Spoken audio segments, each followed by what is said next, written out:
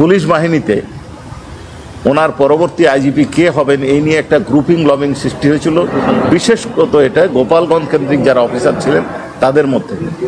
Police বাহিনীতে এই গোপালগঞ্জ কেন্দ্রিক গ্রুপিং লবিং বন্ধ করার লক্ষ্যে, দমন করার লক্ষ্যে বা ধামাচাপা দেওয়ার জন্য বিকল্প ব্যবস্থা হিসাবে ওনাকে প্রথমে 1.5 বছর এবং পরবর্তীতে আরও 1 বছর এক্সটেনশন দেওয়া হয়। এই এক্সটেনশন দেওয়ার পরে 5ই আগস্ট পর্যন্ত তিনি দায়িত্ব পালন করেছেন। 5ই আগস্ট দায়িত্ব পালন করে 6 তারিখে তাকে অব্যাহতি দেওয়া হয়েছে। এই কথা বলার পরে উনি তার পেশাগত জীবনের অর্থাৎ পুলিশ বাহিনীতে যোগদানের বিষয়টা বর্ণনা করেছেন। 1986 সালের ব্যাচের তিনি সদস্য। এএসপি পদে উনি 1989 সালে জয়েন করেছেন, বিভিন্ন দায়িত্ব পালন করেছেন। তার মধ্যে সিআইডি প্রধান ছিলেন, ঢাকা রেঞ্জের ডিআইজি ছিলেন, আইজিপি হওয়ার আগে উনি র্যাবের প্রধান হিসেবে দায়িত্ব পালন করেছে 20 থেকে 22 সাল পর্যন্ত। এই সময়ের যে বর্ণনাটা উনি মূলত কয়েকটা ভাগে যে বর্ণনা দিয়েছেন, তার মধ্যে একটা হচ্ছে 18 সালের যে নির্বাচনের নিশিরাতের ভোটটা অনেকে বলে থাকেন, সেই রাতের নির্বাচন কার পরামর্শে কিভাবে কারা কারা সম্পন্ন করেছেন এটার বর্ণনা দিয়েছেন। এইখানে উনি জানিয়েছেন যে ওই সময়কার আইজিপি জাভেদ পাটোয়ারি সাহেবের পরামর্শে এই রাত্রে 50 ভাগ ভোট ব্যালট বাক্সে সিল মেরে ব্যালট ভরে দেওয়ার সিদ্ধান্তটা নিয়েছিলেন তৎকালীন সরকার, যা বাস্তবায়নের দায়িত্ব দেওয়া হয়েছিল তৎকালীন সংশ্লিষ্ট এলাকার DC, SP, OC, AC land, UNO এবং সংশ্লিষ্ট রাজনৈতিক নেতৃবৃন্দকে, যাতে সরকারের বিজয়কে নিশ্চিত করা যায়। এরপরে উনি এটা দেখে ভেঙে পড়েন এবং পরবর্তীকালে উনি র্যাবে জয়েন করেছিলেন। র্যাবে জয়েন করে উনি কি দেখেছেন সেই বর্ণনাটা করেছেন। সেইখানে উনি জানিয়েছেন যে র্যাবে জয়েন করার পর উনি ব্যারিস্টার আনমান বন্দী আছেন এটা জানতে পেরেছেন। কারণ হচ্ছে তার পূর্ববর্তী ডিজি, পরবর্তীকালে যিনি আইজিপি হয়েছিলেন বেনজির আহমেদ, উনি ওনাকে জানিয়ে গেছিলেন যে এইখানে ব্যারিস্টার আনমানকে বন্দি করে রাখা হয়েছে। উনি ব্যারিস্টার আরমানের বিষয়টি কেন নিষ্পত্তি করা হচ্ছে না, কেন তাকে নিষ্পত্তি অর্থাৎ লিগালি ডিসপোজাল করা হচ্ছে না কেন, এই বিষয়টাই জানতে চান তৎকালীন প্রধানমন্ত্রীর সামরিক উপদেষ্টা অবসরপ্রাপ্ত মেজর জেনারেল তারিক সিদ্দিকীর কাছে। একাধিকবার জানতে চেয়েছেন, তাকে বলা হয়েছে পরে জানাচ্ছি, কিন্তু ওনার দায়িত্বকালের পালনকালীন সময় ওনাকে এটা জানানো হয়নি। পরবর্তীকালে উনি পুলিশ বাহিনীতে ফেরত এসে আইজিপি পদে যোগদান করেন। তার কিছু অংশের বর্ণনা উনি শুরু করেছেন, পরবর্তী অংশের বর্ণনা উনি দিবেন।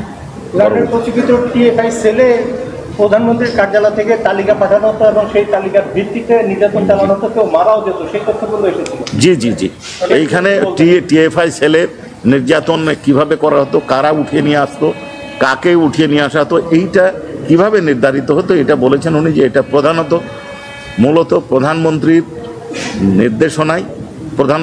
নির্দেশনা নয়, প্রধানমন্ত্রীর দপ্তর থেকে তাকে দেওয়া হতো এবং এইটা র্যাবের বিভিন্ন পর্যায়ের অফিসাররা পালন করতেন।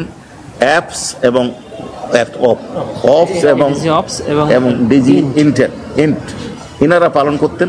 এনারাই নির্ধারণ করতেন কাকে আটকিয়ে রাখা হবে, কাকে হত্যা করা, ক্রসফায়ারের নামে হত্যা করা হবে এবং কিভাবে নির্যাতন করা হবে, এই বিষয়গুলো তারা ঠিক করতেন। এইটার বিভিন্ন বাহিনীর লোক আসার কারণে, অর্থাৎ সেনাবাহিনী থেকে আসতেন কেউ অন্য বাহিনী থেকে আসতেন, ফলে অনেক ক্ষেত্রে হয়তো তার পক্ষে নিয়ন্ত্রণ করা সম্ভব ছিল না। তারপরে উনি বলেছেন যে পুলিশ প্রধান, র্যাবের প্রধান হিসাবে উনি কোনো ব্যবস্থা নেননি।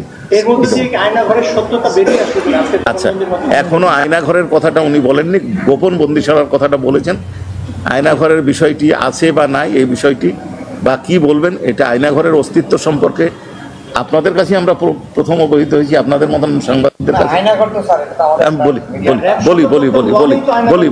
বলি সেহেতু এই বিষয়টি আপনারা অবশ্যই জানতে পারবেন।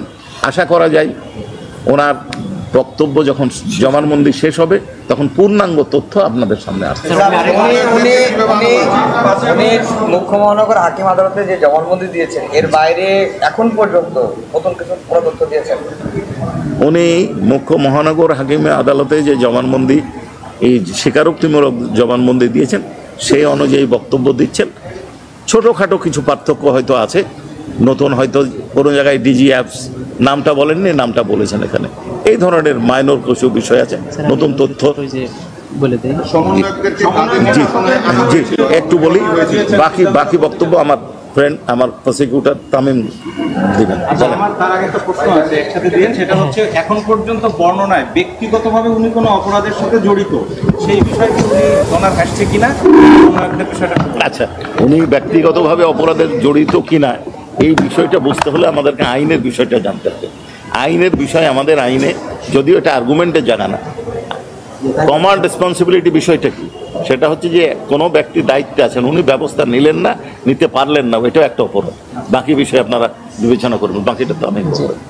চৌধুরী আবদুল্লাহ আল মামুন সাহেবের টোটাল বক্তব্য থেকে আমরা যেটুকু দেখতে পেয়েছি সেটা হলো যে 2014 সাল এবং 2018 সালের পাতানো এ দুটি নির্বাচনের পরে পুলিশ বাহিনী অ্যাবসলিউটলি এদের চেইন অফ কমান্ডটা ভেঙে পড়ে।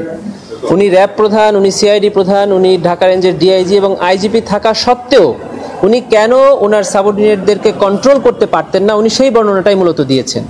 এবং ওনার অধীনস্থ বেশ কিছু পুলিশ অফিসার, তার মধ্যে বেশ কয়েকজনের নাম উনি বলেছেন, ঢাকা ডিএমপির বেশ কয়েকজনের ওসির নাম উনি বলেছেন, যারা সরাসরি তৎকালীন স্বরাষ্ট্রমন্ত্রী ইভেন প্রধানমন্ত্রীর সাথে সরাসরি যোগাযোগ করতেন, তাদের কাছ থেকে নির্দেশনা নিতেন, যার কারণে আইজিপি হয়েও, র্যাব প্রধান হয়েও, ঢাকা রেঞ্জের ডিআইজি হয়েও উনি ওনার সাবঅর্ডিনেটদেরকে কন্ট্রোল করতে পারতেন না। এই যে পুলিশের সাথে সরকারের সরাসরি যোগাযোগ হওয়ার কারণে পুলিশের চেইন অফ কমান্ড ভেঙে পড়ে এবং রাষ্ট্রীয় এই মদদে এই সকল অন্যায় অপকর্মগুলো হয়েছিল, এটাই উনি মূলত বলতে চেয়েছেন। আর বিশেষ করে উনি ওনার যে ঘটনার কথা বলেছেন, উনি কোন কোন মিটিংয়ে ছিলেন, উনি আইজিপির উনি স্বরাষ্ট্রমন্ত্রীর সাথে কোর কমিটির মিটিংয়ে বসতেন, প্রতি রাতের বৈঠকে বসতেন, এই যে বৈঠকে ওনার বসা, এটাই তো ওনার অপরাধের সাথে সংশ্লিষ্টতা, এটাই তো উনি অপরাধে অংশগ্রহণ করলেন। অতএব উনি যে অপরাধে অংশগ্রহণ করেননি এটা ঠিক না। ওনার এই স্টেটমেন্ট থেকে পুরোপুরি বোঝা যাচ্ছে যে উনি এই অপরাধেরই একটু অংশ ছিলেন। জুলাই আগস্ট গণ অভ্যুত্থানের ঘটনা উনি কেবল বর্ণনা শুরু করেছেন। প্রথমের অর্ধে উনি যেটা বলেছেন সেটা হলো যে 19 তারিখে আর্মি ডিপ্লয়েড হয়, তারপরে স্বরাষ্ট্রমন্ত্রীর বাসায় কোর কমিটির মিটিং হতো, এই কোর কমিটিতে উনি ছিলেন সহ আরও যারা যারা ছিলেন উনি তাদের নাম বলেছেন। সেখানে সিদ্ধান্ত হতো কিভাবে এই আন্দোলন দমন করা যায়, কোন কোন পদ্ধতিতে এই আন্দোলন দমন করা হবে, এবং সমন্বয়কদেরকে আটক করে তাদেরকে জোরপূর্বক আন্দোলন উইথড্র করান এবং তাদের ফ্যামিলির উপরেও নির্যাতন করা হয়েছে। এই সকল বর্ণনা উনি এখন পর্যন্ত দিয়েছেন। পরিষ্কার করে বলেছেন যে যে সিদ্ধান্তটা, সমন্বয়কদের আটকের যে সিদ্ধান্তটা, সেটি ডিজিএফআই পক্ষ থেকে এসেছে এবং সেটি বাস্তবায়নের দায়িত্ব ডিবি হারুনকে দেওয়া হয়েছিল। এই জায়গাটা একটু জি এই সমন্বয়কদেরকে গ্রেফতার করে ডিবি হেফাজতে রেখে তাদের কাছ থেকে আন্দোলন প্রত্যাহারের সিদ্ধান্তটা ডিজিএফআই থেকে নেওয়া হয়েছিল এবং ডিবিকে এই দায়িত্ব দেওয়া হয়েছিল। এই দায়িত্বটা এক্সিকিউট করেন ডিবি এবং আদেশটা দিয়েছিলেন তৎকালীন স্বরাষ্ট্রমন্ত্রী, এটা উনি বলেছেন। ঠিক আছে, আমার যে সাক্ষী যেটা দেখছি জবানবন্দি যা, তাই এর বাইরে কি নতুন কিছু ওটা জিজ্ঞেস করে ওটা স্যার বলে দিয়েছেন ইন টাইম। ঠিক আছে।